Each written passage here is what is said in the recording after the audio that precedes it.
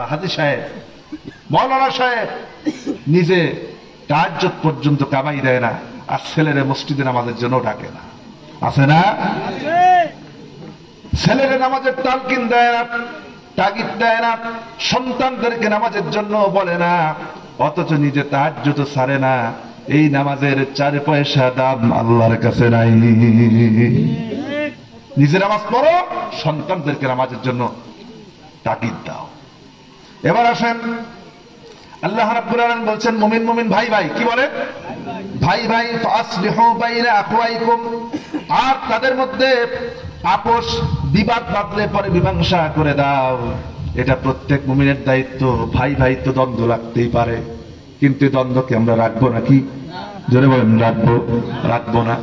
আজকে আমাদের দেশে মুসলমান ইমানদার হিসেবে ভাই ভাই পরিচয় থাকা তো দূরের কথা, এমন একটা অবস্থা, কেউ চরমনায়ের মুরিদ, কেউ সারসিনার মুরিদ, কেউ অমক পিসাবের মুরিদ, কেউ আলিয়া, কেউ কওমি, কেউ আলে হাদিস, এক একজন আরেকজনকে দেখলে পরে সালাম পর্যন্ত দেয় না।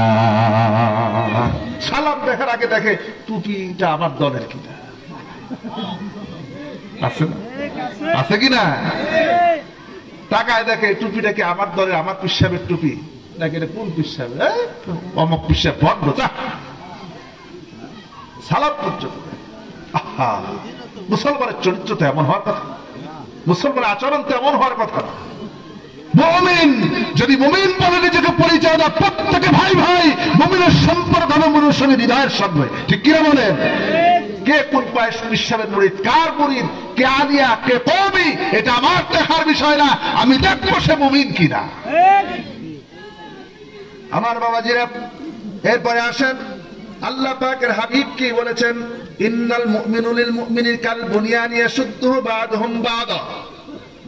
আল্লাহ নবী বলেছেন, একজন মুমিন আরেকজন মুমিনের সম্পর্ক দৃঢ় প্রাচীরের মতো। কিসের মতো বলেন?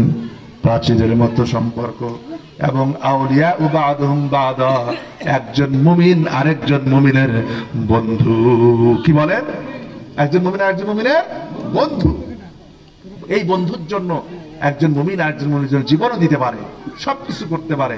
এমনকি একজন মুমিন যদি পৃথিবীর পশ্চিম প্রান্তরে অসুস্থ হয়, তার পায়ে কাটা ফোটে, আর পূর্ব প্রান্তরে কোন মুসলমানের মুমিনের কানে যদি খবর যায়, সে সেম কষ্ট পাবে, আমার মুমিন ভাই কষ্টে আছে। আহা, এটা মুমিন। এত জ্ঞানজাম কিছু? হ্যাঁ, এত জ্ঞানজাম হলে কথা বলা যায়? একজন জানতো, একটু দেখেন আমার বাবাজিরা। এবার আসেন, সূরা হুজুরাত আলোচনা করছিলাম, 10 নম্বর আয়াত গেল, এবার 11 নম্বর আয়াত। 15টা আয়াত বলবো, আর 4টা আয়াত বলেই আলোচনা শেষ হবে। সময় শেষের দিকে, 1.5 ঘন্টা হতে যাচ্ছে। এরপরে 11 নম্বর আয়াতে আল্লাহ পাক 3টা আদেশ দিয়েছেন। যেমন কয়টা? আল্লাহ রাব্বুল আলামিন বলেন, ইয়া আইয়ুহাল্লাযীনা আমানু লা ইয়াসখার কওমুম মিন কওমিন আসা আন ইয়াকুনা খায়রাম মিনহুম ওয়ালা নিসাউম মিন নিসাইন আসা আন ইয়াকুনা খায়রাম মিনহুন্না ولا تلمزوا أنفسكم ولا تنابزوا بالألقاب الله أكبر আল্লাহ রাব্বুল আলামিন বলেন, ইয়া আইয়ুহাল্লাযীনা আমানু, হে ঈমানদাররা। আবার ঈমানদারদেরকে ডাকতেছেন, হে ঈমানদাররা, লা ইয়াসখারু কওমুম মিন কওমিন, এক দল আরেক দলকে উপহাস করো না। এক মুমিন আরেক মুমিনকে উপহাস করে কথা বলো না। উপহাস করা বোঝেন? উপহাস করা কারে বলে? কাউকে ঠাট্টা করা, কাউকে ছোট করা, কাউকে খাটো করা। এই যে একটু আগে বললাম, আরেকজনে দেখলে মনে করে ও তো আমার ভণ্ড, আলিয়া খালিয়া কিচ্ছু জানে না,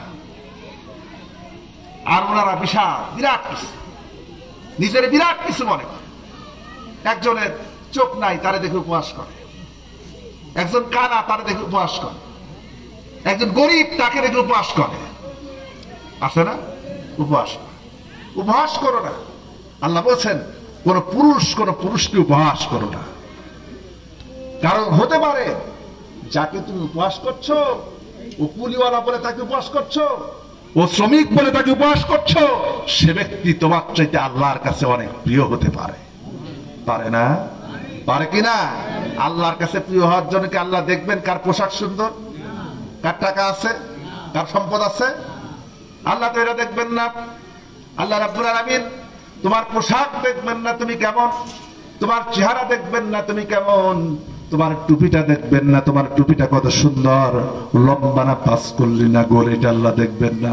তোমার দাড়িটা কত সুন্দর, এটা আল্লাহ দেখবেন না। আল্লাহ দেখবেন ওয়ালাকিন ইয়ানজুরু ইলা কুলুবিকুম, আল্লাহ দেখবেন তোমার অন্তর। কি দেখবেন? অন্তর দেখবেন। এই অন্তরটা আল্লাহর জন্য কিনা আল্লাহ শুধু এইটা দেখবেন। আল্লাহ দেখবেন তোমার অন্তর। আর মুমিন নারীদেরকেও বলেছেন, নারীদের মধ্যে এই অভ্যাসটা আরো বেশি, ঠিক কিনা? কিছু কোরআনে কিছু উপদেশ আছে যা সবার জন্য, কিন্তু আল্লাহ তাআলা কিছু জায়গায় নারীদেরকে আলাদাভাবে বলেছেন। তার মানে এজন্যই আল্লাহ আলাদাভাবে বলেছেন, একই কথা নারীদেরকে বলেছেন এই জন্য যে ওই কাজগুলি নারীরা বেশি করে, এই জন্য বলেছেন।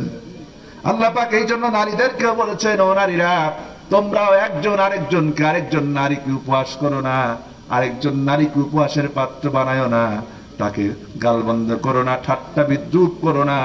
কারণ ও নারী, তুমি যাকে ঠাট্টা বিদ্রুপ করতেছো তুমি তো জানো না তোমার চাইতে তোমার বান্ধবীটা আল্লাহর কাছে অনেক বেশি মর্যাদাবান।